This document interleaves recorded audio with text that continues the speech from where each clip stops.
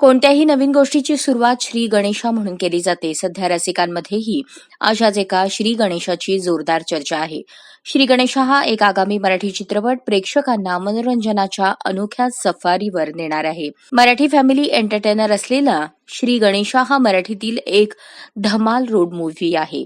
या चित्रपटातील गाणी प्रेक्षकांच्या चांगलीच पसंतीस उतरली असून ट्रेलरलाही तुफान प्रतिसाद मिळत आहे. त्यामुळे या चित्रपटात नेमके काय पाहायला मिळणार आहे याबाबत प्रेक्षकांमध्ये उत्सुकता वाढली आहे.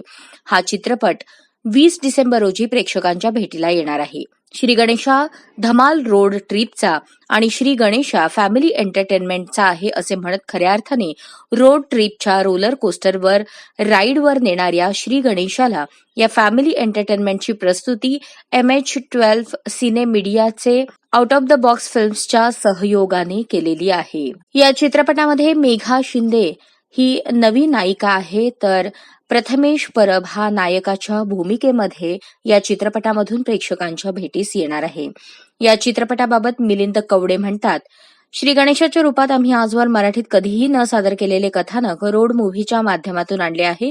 यात केवळ विनोद नसून इमोशन्सही आहेत. अभिनेते संजय नार्वेकर यांनी आपल्या नेहमीच्या शैलीत केलेली फटकेबाजी आणि नाट्यमय वळणांची पटकथा शेवटपर्यंत खिळवून ठेवेल. श्री गणेशाच्या माध्यमातून आपल्या टीमने एक परिपूर्ण कौटुंबिक मनोरंजक चित्रपट रसिकांसमोर सादर केला असल्याचेही कवडे म्हणाले. दिग्दर्शनासोबत चित्रपटाची कथा सुद्धा मिलिंद कवडे यांनीच लिहिली आहे. याखेरीज त्यांनी संजय नवगिरे यांच्यासोबत मिळून पटकथा देखील लिहिली आहे. मंदार चोळकर यांनी गीत लेखन केलेले आहे. संगीतकार वरुण लिखते यांनी त्यावर स्वरसाद चढवला आहे. पार्श्वसंगीत अभिनय जगताप यांचे आहे, तर सिनेमॅटोग्राफी हजरत शेख वली यांनी केली आहे. गुरु पाटील यांनी संकलन केले असून राहुल ठोंबरे नृत्य दिग्दर्शक तर सुमित पाटील हे कला दिग्दर्शक आहेत. बाप्पाच्या नावाने करतो की श्री गणेशा करतो आपण आणि गणपती बाप्पा मोरया आणि पण प्रवासाला सुरुवात सेम आहे. फिल्मची सुरुवात पण त्याच विचाराने होते. प्लस सिनेमाचा जो अंडर करंट आहे त्यामध्ये यांच्या आयुष्याचा श्री गणेशा या प्रवासाला म्हणून तो श्री गणेशा टायटल केलेला आहे. आणि प्लस गाणं देखील आहे अवधूत गुप्तेच्या आवाजात होऊ दे श्री गणेश. हे सगळं जोडून आलं म्हणून श्री गणेशा टायटल ठेवलं. आणि नुसतं श्री गणेश म्हणजे तुम्ही बघाल तर श्री गणेशा धमाल रोड ट्रिपचा म्हणजे कशाचा श्री गणेशा करतोय आम्ही तर धमाल रोड ट्रिपचा श्री गणेशा आहे आणि फॅमिली एंटरटेनमेंटचं श्री गणेश. याचं येणे या दोन आमदारांना नव्हतं घ्यायला पाहिजे. कुणीच्या आबिता सहज सांगलं. त्यामुळे तो सोशल मीडिया किती सिरियसली घ्यायचं हे ज्यांनी त्यांनी ठरवायला पाहिजे. आणि कमेंट करणाऱ्यांनी पण हे लक्षात घ्यायला पाहिजे की समोरच्याच्या आयुष्यावरती याचा काहीतरी परिणाम लागतो आणि ते गांभीर्याने घ्यायचं मीडियम आहे असं मला वाटतं. दुधारी तलवार आहे की ज्या कसंही चालवली तरी त्यांनी वार हे होणार आहेतच. त्यामुळे ते जर थोडंसं केअरफुली हँडल करायला पाहिजे असं मला वाटतं. या फिल्मच्या संदर्भात जर बोलायचं तर बाप आणि लेकाच्या नात्यावरची फिल्म आहे ती. आणि याला बापाविषयी कसा राग आहे तो की शेतकरी बाप आहे हा, पण एलिट याच्यामध्ये थोडाफार जाऊ शकतो असा पॅन्ट शर्ट मधला शेतकरी आहे तो. आणि त्याला एक पूरक व्यवसाय करायचा आहे शेतीशी निगडीत असलेला.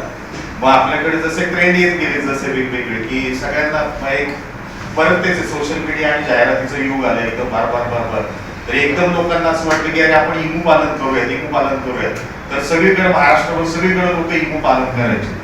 यार 5,000 रुपये याचं अंड जातंय त्या काय 4,000 रुपये किलो याचं मांस विकलं जाते आणि ढिगाने आपल्याला इमू बघायला मिळाले. आणि 1.5 वर्षात आपल्या असं लक्षात आलं की अरे काहीच नाही.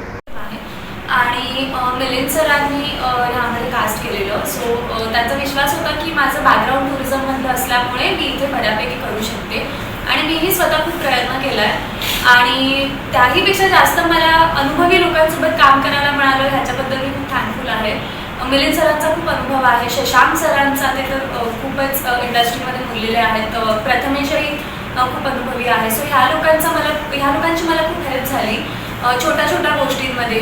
अभिनयामध्ये तर झालीच, पण ओव्हरऑल पण की कसं वागावं, कसं राहावं, सेटवर अभ्यास कसा करावा, कॅरेक्टर बाबतीत कसा करावा. सो ओव्हरऑल एक्सपिरियन्स पण छान होता. आणि फिल्मबद्दल बोलायचं झालं तर मी आत्ता कॅमेराच्या ह्या बाजूला आली आहे, पडद्याच्या ह्या बाजूला. जेव्हा मी पडद्याच्या त्या बाजूला होती तेव्हा मी एक ऑडियन्स होती. सो ॲज अन ऑडियन्स जर मी ही फिल्म बघितली तर मला ती नक्की आवडेल. ही फिल्म माझ्यासाठी अशी आहे की हिची मी OTTवर यायची वाट नाही बघणार किंवा मी ह्याची कुठे फ्री कॉपी नाही शोधणार ज्याची क्वालिटी बरी नसेल.